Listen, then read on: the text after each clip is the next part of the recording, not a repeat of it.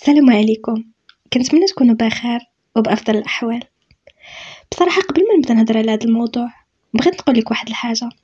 أنا ماشي أول وحدة غادي نهضر على رحلة الذات ولا كيفاش تبغي راسك ولا كيفاش تكوني صادقة مع نفسك.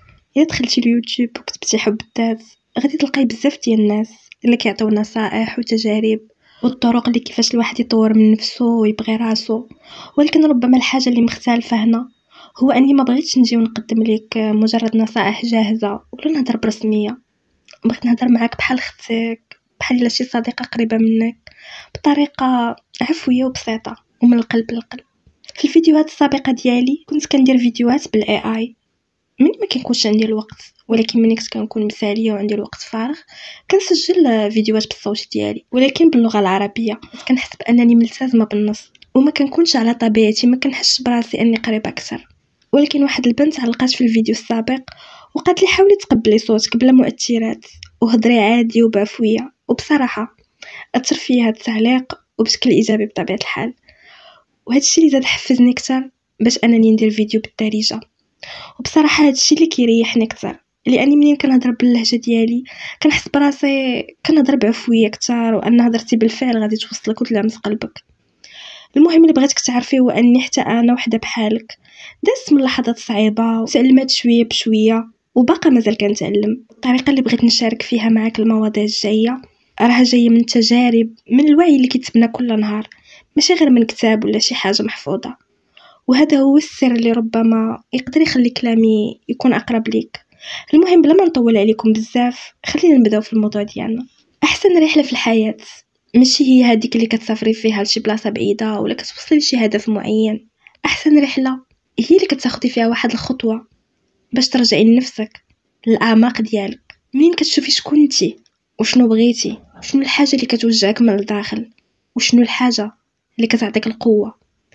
رحله الذات هي اللحظه اللي كتوقفي فيها قدام راسك بلا ما ديري داك الماسك ديال المثاليه وديال القوه ان حتى شي حاجه ما كتهزك. وربما لا رجعتي للداخل ديالك تقدري تلقاي في اعمق الاعماق ديالك حاجه وحده مخبيه وربما ما قادراش تواجهي بها حتى راسك. في اللحظه اللي كتقولي فيها انا ماشي انسانه كامله وانا ماشي مثاليه، ولكن واخا هكاك انا كنستاهل نحب راسي، انا كنستحق نعيش حياه زوينه. وباش توصل لهاد الجمله خاصك اولا تكوني صادقه مع نفسك. والصدق مع الذات راه ماشي سهل وانا عارفه. الصدق كيحطك قدام الحقيقه اللي كتكوني هاربه منها، نقاط ضعفك اللي كتخبيهم، من الجروح اللي في الداخل ديالك ومازال كيأثروا فيك، من القرارات اللي خديتيها من قبل وندمتي عليها، ومن اللحظات اللي بكيتي فيها بوحدك وتمنيتي لو انك كنتي قويه. وحتى الا كانت الحقيقه قاسيه بالنسبه ليك راه الصراحه هي اول باب كيتحل باش تبداي رحله جديده من اجل التغيير، رحله اللي كتبدل حياتك 180 درجه. وهذا الشيء راه حقيقه ماشي مجرد كلمات، لاني انا هنا ما جايش نقول لك شي حاجه اللي انا ما جربتهاش ولا ما عشتهاش. راه الصدق هو اول خطوه في طريق الراحه وطريقه محبه الذات. حيت الا ما عرفتيش فين واقفه كيفاش بغيتي تعرفي فين غاديه؟ ويمكن هذا هو السر اللي كنحاول نوصله بطريقه مختلفه. انا ما جايش هنا نقول لك كوني قويه او تقبلي راسك وصافي. انا بغيت نوصل لك الميساج بطريقه اللي تلامس قلبك وروحك، وماشي فقط انك تسمعي لهذا الفيديو صافي، ولكن بغيتك تستافدي وتخرجي ولو بفائده واحده. وهذا هو الربح اللي عندي. علاش انا بغيت نركز على حب الذات وبغيت القناه ندير فيها بزاف من هذا النوع ديال المواضيع؟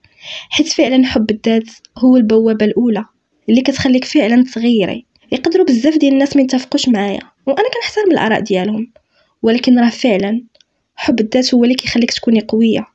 هو الحاجه اللي كتعلمك انك تقدري راسك وتعطي لنفسك القيمه اللي كتستحقي. هو الحاجه اللي كتعلمك كيفاش تعاملي راسك وتعاملي الناس بالطريقه اللي كتناسبك.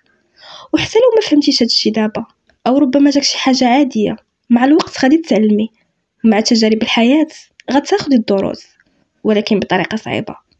لهذا كل ما فهمتي هادشي كل ما كان حسن ليك. خاصك تعرفي الا بقينا غير كنغطيو على الالم ديالنا وما كنواجهوش عمرنا غنبداو نبغيو راسنا بصح.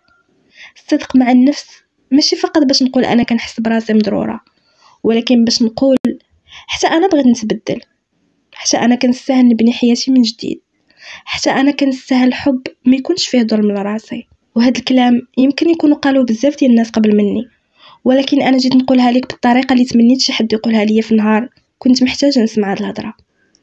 المهم انا في هذا الفيديو ما غنهضرش على الخطوات اللي تقدري تتبعيهم، بغيتش هذا الفيديو يجي طويل بزاف، ولكن في هذا الفيديو انا بغيت غير نقربكم من الصوره باش تفهموا محتوى القناه ديالي.